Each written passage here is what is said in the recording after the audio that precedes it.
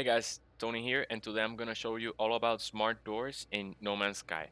So here we have a test area that I've created and already laid out the switches to just show you the electrical blueprint. And what I'm gonna show you is two different blueprints. All right, one is gonna be a basic door that that receives a signal from a proximity sensor to open and close automatically, but will also have two switches on the side, one switch that will force the door closed and one that will force it open regardless of the proximity sensor. The second blueprint that I'm gonna show you is a bit more complex. Okay, it's a blueprint that I came up with while imagining that my base is being raided by an enemy force, and from the overseer office I want to be able to pull one single switch and force shut down all doors, kind of like a security breach, security shutdown signal. um, but hey, what the sentinels are attacking, they blow up one of these doors, and now the people inside the base have to evacuate through a back door or something. So they still need to be able to override the shutdown signal from the inside of the base and exit through the door. So that's that second blueprint that I'm gonna show you here. All right. I think it's about to dawn, so that's why our light shut down. Hopefully, it's gonna get brighter shortly. Now, we're gonna use two types of switches. I'm gonna briefly describe those while the sunlight comes up. Uh, the main is the inverter switch, which receives one input of main power supply on either lateral side, lateral connection, and the opposite connection, lateral connection, will be the output. What the inverter is going to do is going to receive a signal through the bottom connection from, in this case, a proximity sensor, and then invert that signal, all right, through its output. Okay, so let's demonstrate that. First here, let's connect this is going to be our force open switch. So if we pull this switch, it'll force open. Why? Because we're directly connecting it to the power supply of the inverter. As soon as you cut the power from an inverter, it stops inverting the signal. It stops sending signal. So it cuts power from the door and forces it open, even if the proximity sensor is still sending a signal. For example, here we're going to connect the proximity sensor to the signal input of the inverter. And then here's a trick. Here's a trick. I want to place this cable really close to this other connection, but it's snapping to it. So what I can do is I can get the camera really close and it'll make the connection disappear, letting me place a vertical straight cable and then be able to keep it lined up. Here it's going to try to snap again. So what we can do is again get close to that connector, and it'll let us place a straight cable. We're going to connect that to the door. Now you can see that when the proximity sensor stops sending power to the signal input of the inverter takes power from the main supply and routes it to the door. As soon as I cut power from the inverter, then the inverter has no way, even if the proximity sensor stops sending power, to send power to the door, forcing it open. Okay, so all we have to do to reactivate is toggle that switch back again, and the inverter can now open and close the door. All right, now let's see how would the force shutdown work. Okay, uh, let's go again into our builder camera, and what I'm gonna do is this route power from this switch directly to the door. Notice that it's connected to the main power supply already. So we're gonna just lift the cable and try to line it up here with the door. Okay. So now what this is gonna do is, as long as power is directly routed to the door cannot open. The inverter cannot flip power because it's being directly passed to it. So if you connect the switch directly to your door and you activate it, you force it closed. It'll be always closed because it'll always be receiving power. Therefore, I can get close to it and not open. In this case, toggling the manual override will not work if you have a forced shutdown like this one. So I'm gonna show you one configuration that will let you manually override a shutdown signal. All right, it's a different layout. I'm gonna probably reuse this switch, so I'm gonna remove it. I'm gonna remove this cable. Before I move on to the next blueprint, I'm gonna show you how to connect the lights so that they work. Okay, what we're gonna do is connect the green light directly to the output of our proximity sensor, and then we're gonna connect our red light directly to our door. So let me get close so I get a clean snap point like there. Boom. So now as we move far away, the door closes and it turns on the red light, and as soon as we get close, the proximity sensor sends power to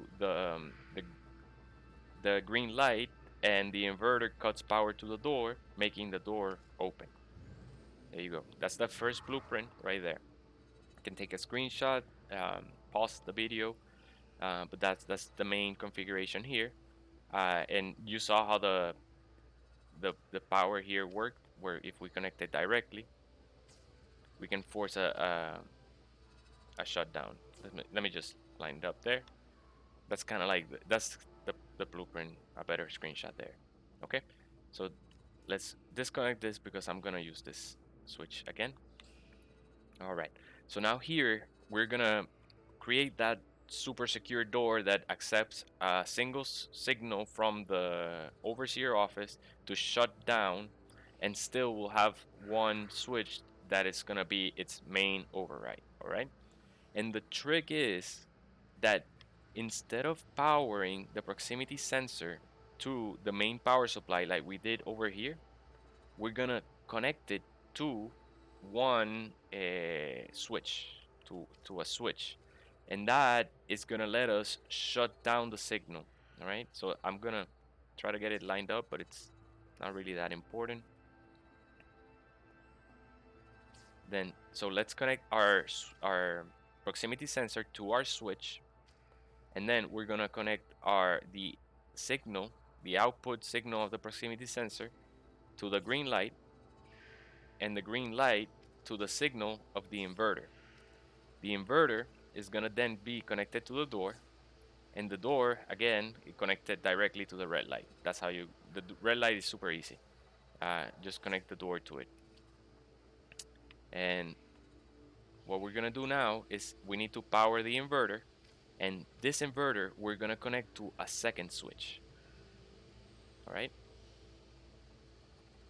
As long as the inverter has no power, it cannot route power to the door. So that's your manual override. Okay. Now let's see it in action. That's how simple it is. Okay. So right now it doesn't have power, so it's forced open. Let's route power to our inverter so that now the sensor works. The sensor has power and it's able to open the door just like the other one. Okay. Now let's cut. This is the shutdown signal, the emergency shutdown signal. All right. And notice that what happens is the proximity sensor no longer has power, so it's consistently emitting a negative, okay, it signal to the inverter. Hence, as long as the inverter is powered, it'll send power to the door, shutting it down. I'll show you that in action a little again so you can see it. We're gonna let power flow, making the inverter now dependent on the proximity sensor. Since we cut power to the proximity sensor is sending a negative signal to the inverter, making it output a positive electrical flow into the door. Okay, and even our red light is shut down. So our proximity sensor will no longer let our enemies enter the base. But hey, there's a fire. Oh, we gotta get out. Each door, as long as its inverter, okay, this switch is directly connected to the main power supply. as long as the door is connected to a switch, I mean, as long as the inverter is connected to a switch, we are able to cut power to that inverter, making it not able to send power to the door, causing a manual override. So notice our shutdown signal is active, all right? It cut power to all proximity sensors, but since our inverter has no power, it's not able to send a positive electrical flow into the door, forcing it open. And there you go. That's the manual override. And here is the shutdown signal. So right now, the shutdown signal is still active. It won't open. As soon as we flip this switch again, power is routed to all our proximity sensors. And now we have our proximity sensors working just like the one before. You can use this same blueprint on this door right here. Usually when I'm not like too busy, or I'll just I mean when I'm in a rush or something, I'll do this blueprint.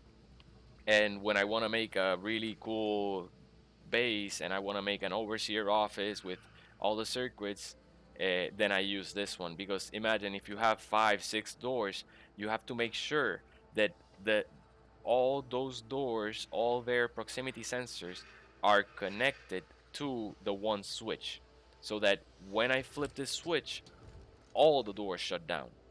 So, for example, I would have to route. Okay, let's connect this door over here to see how it would work. Okay, let's say this is a second door that we build inside our base. Instead of routing the power from the proximity sensor to the main power supply, what we're gonna do is connect the proximity sensor to the same switch that is our emergency signal. So therefore, when one emergency signal is given, one switch is flipped, all the doors shut down. Then you cut you let power flow again, and they start working just like they did before. Let me move to this one so that I can show you. All right, that's it. So if you like this video, don't forget to share it, like, subscribe, hit the notification bell. It really helps me out. Leave me a comment, ask me what you want to see next. If you have questions about this, or any blueprints of your own you want to share, I don't know. That's pretty cool. I always want to learn. I'm not really good at this. I've never learned about circuits until I started playing No Man's Sky, but it's a cool thing. And there's other switches. There's so many other switches. Like there's light boxes. I'm gonna show you all the things that are here, just here if you're still with me. Power.